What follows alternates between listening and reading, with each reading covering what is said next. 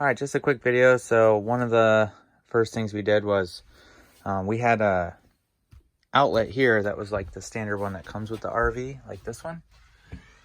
But I noticed after we got it home that the green light wasn't on. So I did some testing with a multimeter and figured out that it was dead. And for a while, you could hear it rattling. But I ended up heating it up, taking it apart.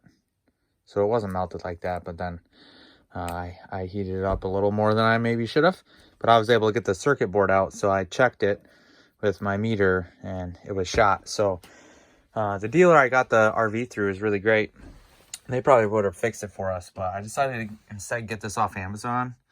I think it was like 27 bucks, but it provides 2.4 amps to each of these.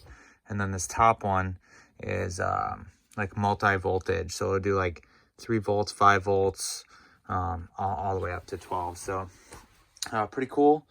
I guess, I still got a mess here to clean up, but if anyone has questions, let me know. Otherwise, it's one of the first upgrades.